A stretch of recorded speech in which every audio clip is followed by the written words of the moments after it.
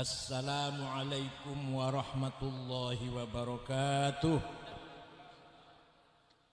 Bismillah, alhamdulillah, wassalatu wassalamu ala sayyidina wa maulana Muhammad Rasulillah wa ala alihi wa sahbihi wa man tabi'a sunnatahu wa jama'atah min yaumina hadha ila yaumin nahdah.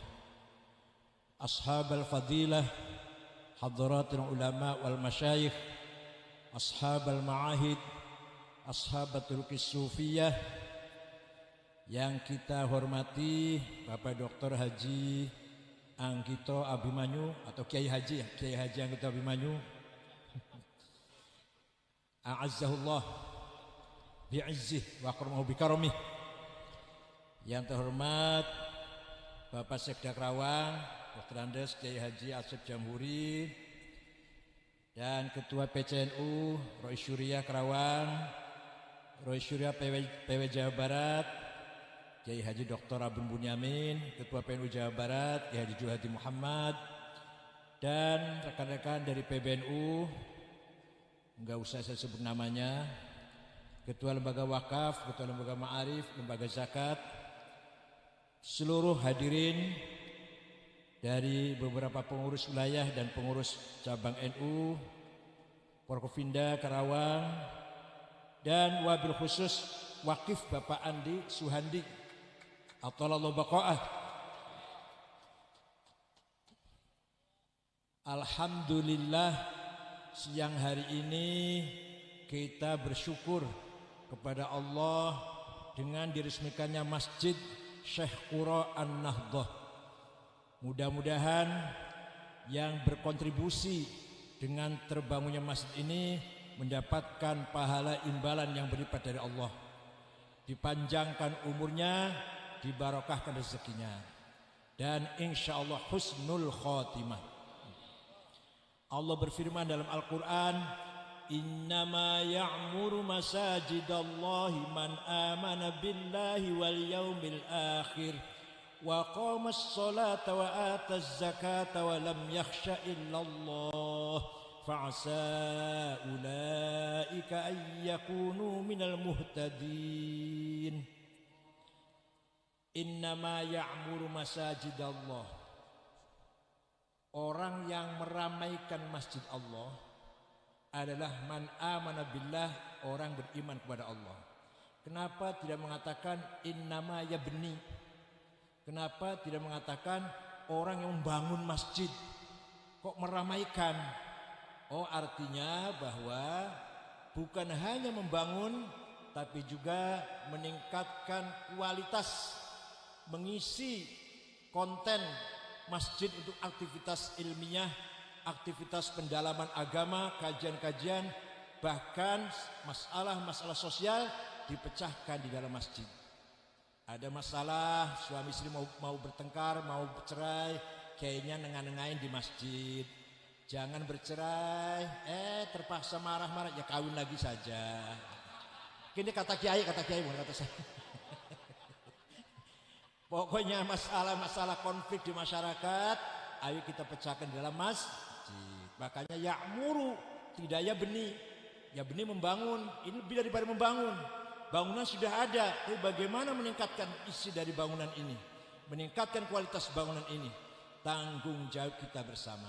Maka disebut innama ya'muru masajidallah. Orang yang meramaikan masjid adalah orang beriman kepada Allah. Man amana billah. Iman ada dua, iman birububiyatih, iman biuluhiyatih. Iman birububiyatih, kita meyakini bahwa Allah lah Maha Pencipta kita, yang menghidupkan kita, memberi rezeki kita, mematikan kita nanti kapan-kapan, 200 tahun lagi lah. Dan yang mengatur segala urusan kita, di mana-mana iman birububiyatih. Satu lagi iman biuluhiyatih, konsekuensi daripada iman birububiyah, kita iman bahwa tidak ada sesembahan yang benar kecuali nyembah Allah. Nyembah apa saja salah, yang benar hanya menyembah Allah. Oh ya, maaf, ada yang terlibat, ada yang kelewat. Yang saya hormati dari TNI Polri, yang mewakili Kapolres, mewakili Dandim, yang saya hormati para tokoh masyarakat, ketua DPRD dan anggota DPRD dari berbagai partai, semuanya NU. Jadi iman ini konsekuensinya, iman bil rububiyah harus iman bil uluhiyah. Kalau percaya ada Allah yang menciptakan kita, maka konsekuensinya kita harus menyembahnya, tidak menyembah yang lain. Tuhan yang benar, sesembahan yang benar, tidak ada lagi kecuali Allah. Iman bil uluhiyah. Ini singkat saja ini. Kalau mau detail 2 tahun. Wal yaumil akhir, dan iman kepada hari akhirat. Kenapa kita harus beriman kepada hari akhirat? Banyak sekali. Hikmahnya banyak sekali. Orang beriman kepada hari akhirat optimis. Selalu optimis. Enggak sekarangnya nantilah. Sekarang miskin, nanti di surga kaya. Sekarang kecewa atau gagal, nanti di akhirat sukses. Optimis gak jadinya? Optimis. Sekarang kita gak berhasil, nanti kita di akhirat. Sekarang kita dizolimin, gak mendapatkan keadilan, nanti di akhirat ada keadilan. Jadi orang beriman dengan hari akhirat itu merasa optimis dan lagi merasa umurnya panjang. Kalau hidup di dunia paling lama 100 tahun. Sudah jarang itu, jarang 100 tahun.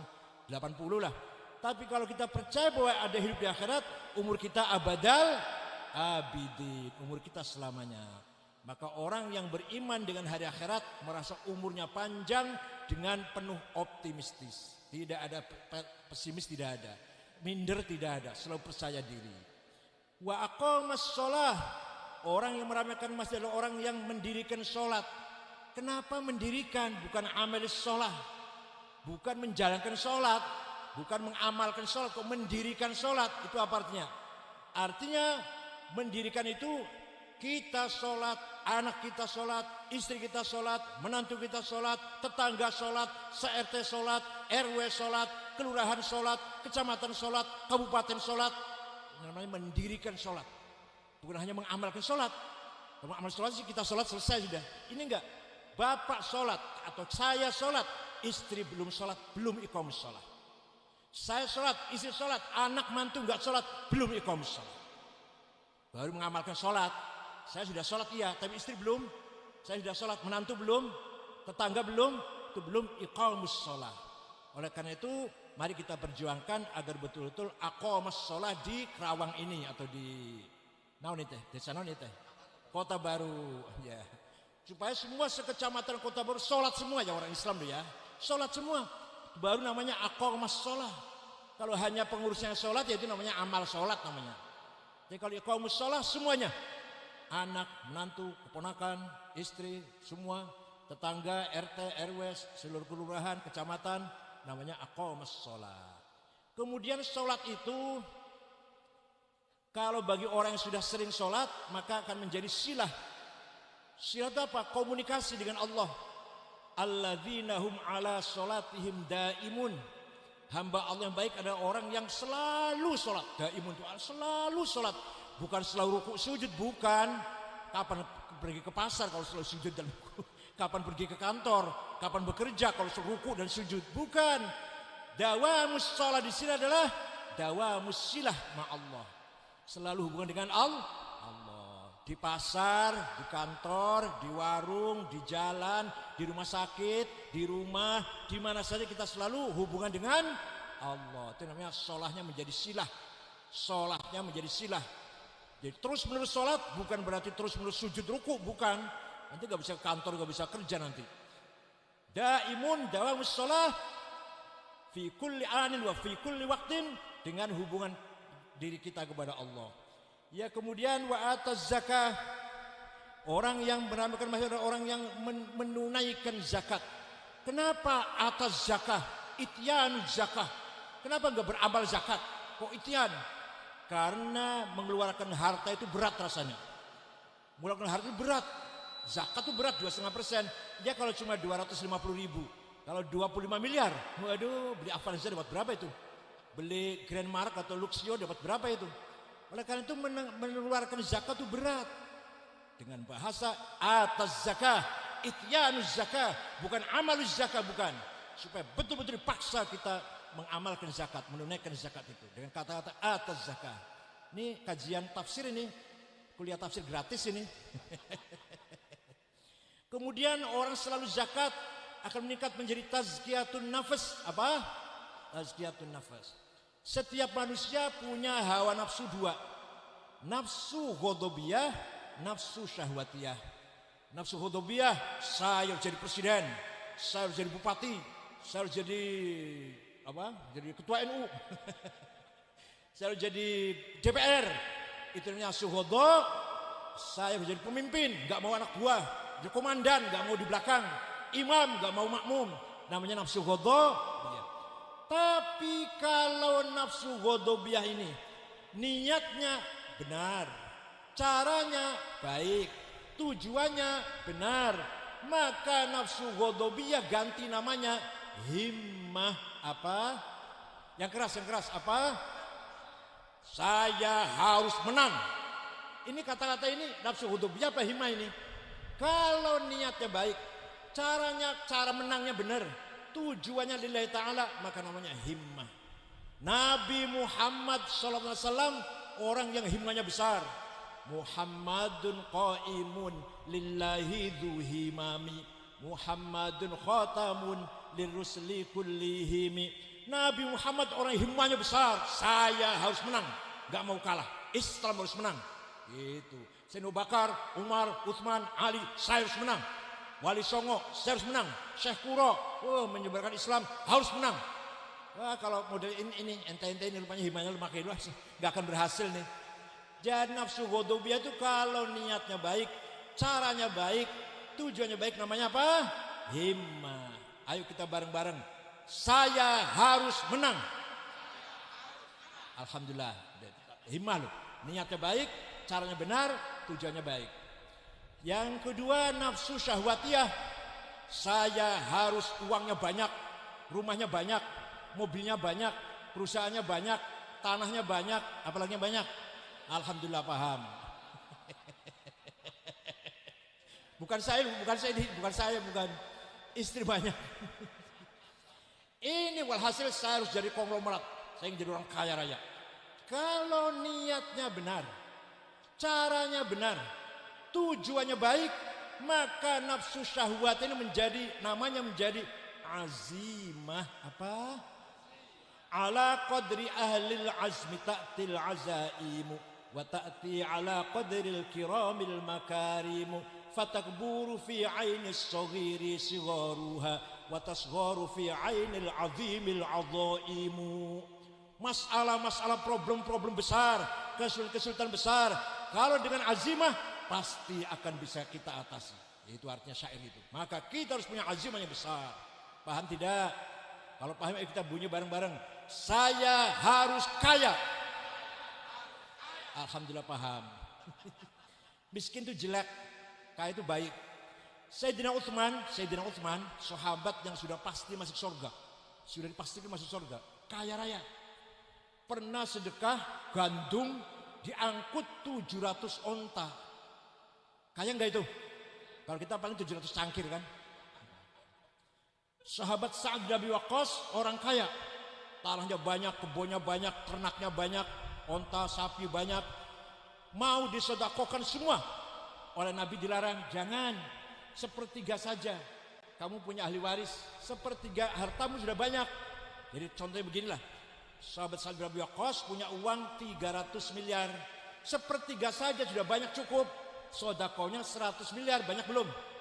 Nah iya, sepertiga saja saat jangan semua, jangan hartamu itu banyak, sepertiga saja sudah cukup. Coba kalau sampai sepertiganya, paling 75.000 paling. Syekh Abdul Qadir Al-Jilani, waliullah, Sultan Arifin, Qutbun Aqtabil Arba'ah, kaya, orang kaya.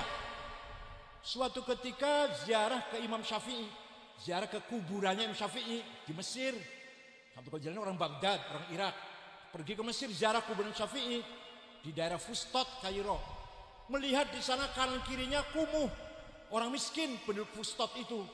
Maka Syekh Abdul Qadir Jilani segera beli tanah 10 hektar diwakafkan untuk penduduk di sekitar kuburannya Imam Syafi'i. Kaya gak itu?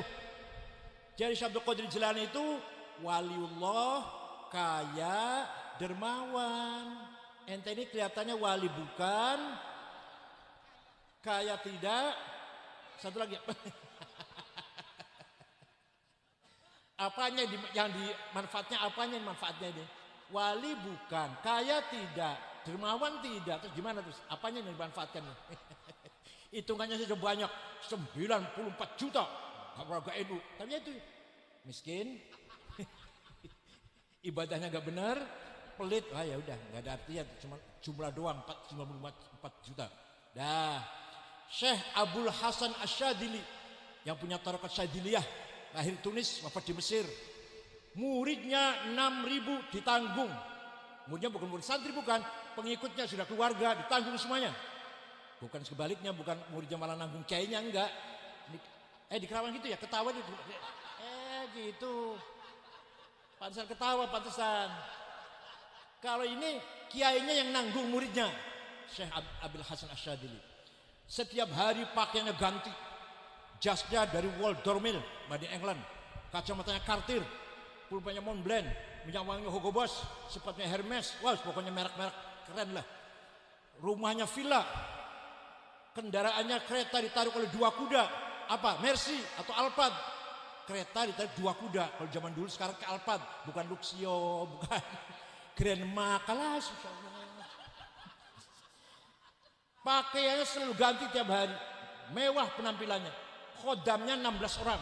Pelayannya, pembantunya 16 orang. Tukang teh sendiri, tukang kebun sendiri, tukang cuci sendiri, penyetrika sendiri. Nah itu istrinya gak tahu sebenarnya. Ada yang tanya begini, Syekh ini waliullah kok keren penampilannya. Nah, terus kenapa? Kalau kiai lain kok nyemprul.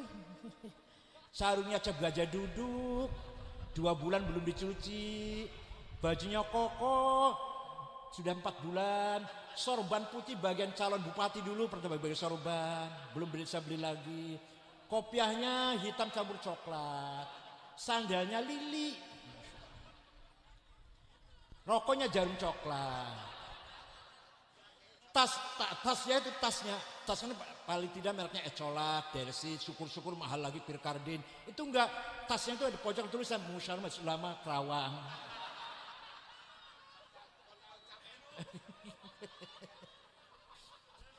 Nah, nih jawabnya Syekh Abdul Hasan bin jawabnya. Nah, libasi yakul, pakaian yang mewah yang saya pakai ini bisa ngomong. Pakaian ini bisa ngomong. Ngomongnya gimana? Ayyuhan nas ana ghani fala tarhamuni. Wahai masyarakat, saya kiai kaya, enggak usah kamu amplopin. Gitu kalau pakaiannya mentereng itu. Kalau ada kiai pakaiannya nyemprul, ada kiai kalau nyemprul, ayyuhan nas ana fakir farhamuni. Masyarakat, saya kiai melarat, kasihanilah saya, amplopin. Nah itu. Makanya kiai NU harus kaya. Ya Allah, Pak. Namanya apa tadi? Ayo, namanya apa tadi? Azimah. Apa namanya tadi? Kalau ingin jabatan namanya himmah. Kalau ingin kaya namanya azimah. Alhamdulillah paham. Walam yakhsha illallah. Orang meramaikan masjid adalah orang yang tidak takut kepada Allah. Takut pada siapa? Takut pada jenderal, pada bupati misalkan, atau pada gubernur. Sama saja yang kita takuti itu sama-sama mempunyai rasa takut. Paham gak? Semua manusia, presiden, jenderal pun, bintang 4 pun ada rasa takut, ada rasa terperanjat, ada rasa grogi, ada rasa kagok, ada rasa kepergok, ada malu, ada mukanya merah, semua. Dikira saya saja Pak yang punya takut. Paham gak? Jadi kalau sama-sama punya rasa takut, tidak layak kita takutin. Yang layak kita takutin hanyalah Allah. Walam yakhsha illallah. Wah ini kalau dipanjang masalah khosyah, ya 2 bulan juga bahasnya khosyah minallah ini. Fa'asa ulaika ayyakunu minal muhtadin. Orang seperti tadi itu yang beriman pada Allah, birububiyati wa uluhiyati, mendirikan sholat, menunaikan zakat dan tidak takut berjumpa Allah, orang meremehkan masjid, Mudah-mudahan mereka termasuk orang mendapatkan hidayah. Hidayah itu apa sih? Hidayah itu apa? Hidayah itu khawatir ilahiyah. Apa hidayah itu namanya? Direct illumination from Allah. Ada cahaya dari Allah masuk dalam hati.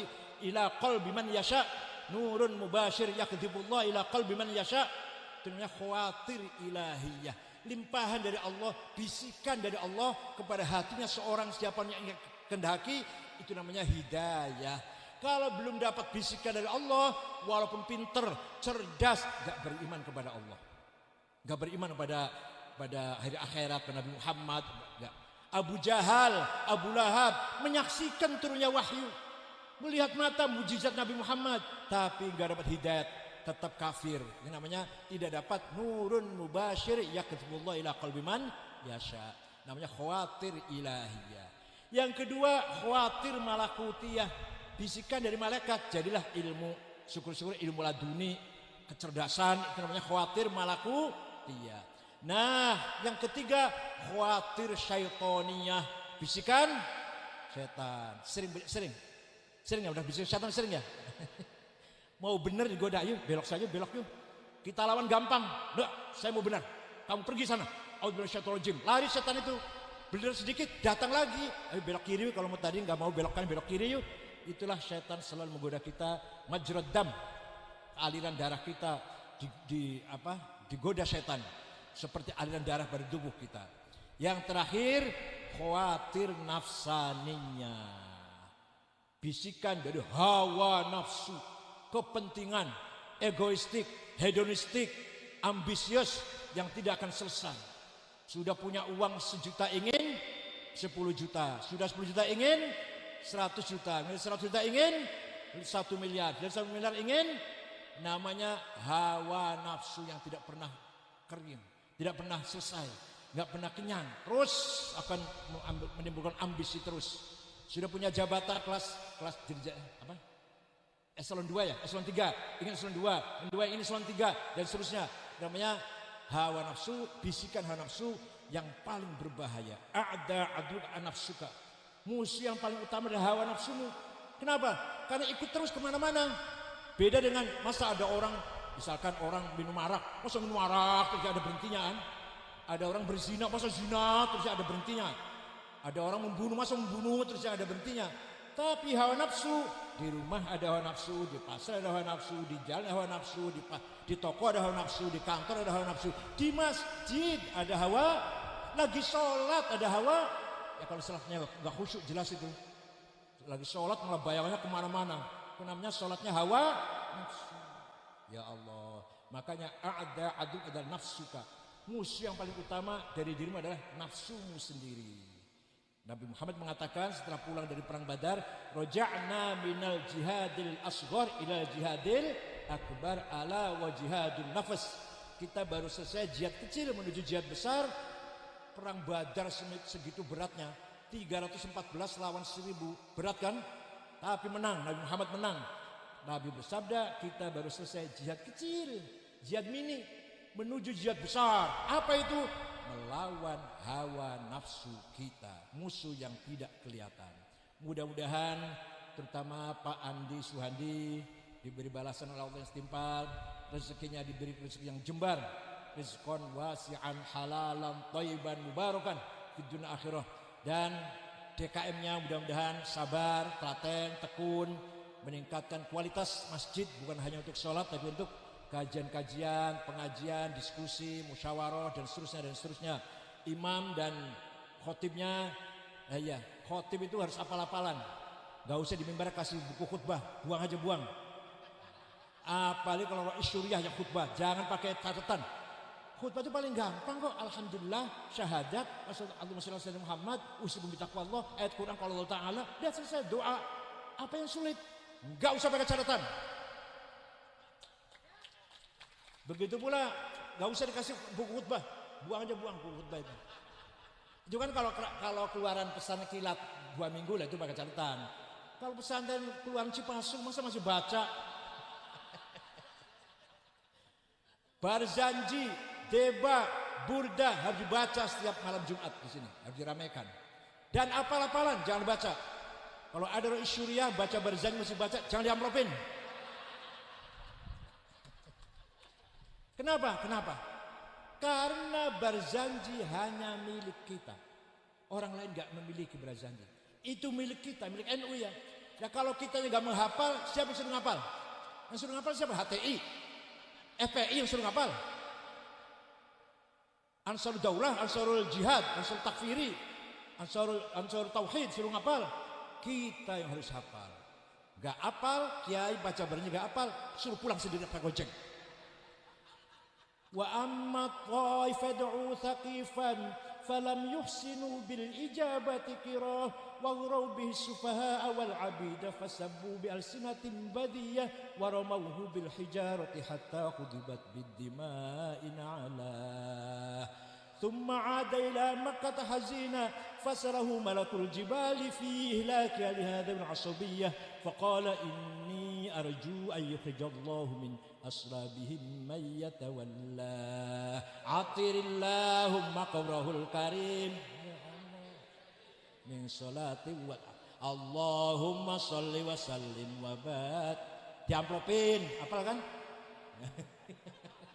Ya nggak diamplopin, nggak diamplopin, yang apa diamplopin. Burdah harus hafal juga. Barang siapa yang hafal burdah atau baca burdah, insya Allah segala masalah bisa tercapai, segala tujuan bisa tercapai. Setiap nazomnya, baitnya mengandung khasiat macam-macam. Muhammadun sayyidul kaunaini wa thaqalaini wal fariqaini min urbin wa min ajami nabiyun al-amirun nahi fala ahadu abarra fi qawli la minhu wa la na'ami huwal habibul ladhi turja syafa'atuhu likulli hawlin minal ahwali muktahami da'a ilallahi fal mustamsikuna bihi mustamsikuna bihablin ghairi munfasimi faqan nabiyina fi khalqin wa fi khuluqi falam yudanuhu fi ilmin wala karami wa kulluhum min rasulillahi multamisu gharfan minal bahri aw rashfan minad diyam. Ayo kita baca burdah. Burdah itu maknanya kemul, selimut yang lurik-lurik. Maka barang siapa yang hafal burdah akan dapatkan selimutnya Rasulullah sallallahu alaihi wasallam. Kalau nggak percaya, ayo kita pergi ke Istanbul, Turki, masuk ke Museum Topkapi, masih ayah keneh simuna Nabi Muhammad teh yang lurik-lurik disimpan dengan baik, terawat dengan baik di Museum Topkapi. Yang nggak percaya burdah, ayo kita ke Turki bareng, tiketnya beli sendiri. Ya masa saya tiket. Jadi betul-betul burdah ada khasiatnya gitu ya. Baca burdah insya Allah kita mendapat selimutnya Rasulullah. Saya kira itu saja, mudah-mudahan ada manfaatnya. Dan insya Allah di lain tempat BPKH Pak Anggita Abimanyu akan membantu lagi. Ini gedung mari belum selesai Pak. Ini berapa besar lagi Pak Arifin? Berapa besar lagi? Ya bisa ditagih lah. Insya Allah, terima kasih, jazakallahu khair. Baru 60 miliar lewat NU. Yang lewat NU itu baru 60 miliar, masih kurang kan? Kalau uangnya sekian 160 triliun, yang untuk NU baru 60 miliar, kan masih kurang banyak tuh. Insya Allah manfaat barokah. Fi umrik, wa ta'ala fi umrik. Mudah-mudahan Allah membanjakan umur ala barakatillah, wa fi kanafillah, wa fi dhimmatillah. Pak yang kita Abimanyu insya Allah dalam genggamannya Allah. Selamat dunia akhirat. Syukran wa dumtum fil khairil barakati wan najah. Saya datang bersama Wakil Ketua Umum Profesor Dr. Kiai Haji Maksum Mahfud, Ketua PBNU Kiai Haji Abdul Manan, Ketua PBNU Kiai Haji Dr. Eman Suryaman, Ketua Lembaga Ma'arif Dr. Zain Arifin Junaidi, Ketua Lembaga Wakaf Haji Mardini, Lembaga Zakat dan Lembaga Zakat. Lembaga Zakat Gus Wahid, ada Gus Wahid di belakang. Sudah, siapa lagi?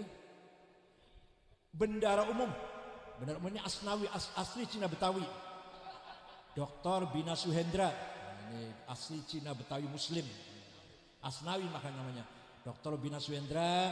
Alhamdulillah kita semua fi sihatin daimah, terlepas dari penyakit corona, pandemi COVID-19. Insya Allah kita semua fi sihatin daimah wa fi quwwatin wa bastah. Insya Allah kita beri kekuatan lahir batin oleh Allah. Syukran wa dumtum fil khair wa barakatuh wan najah.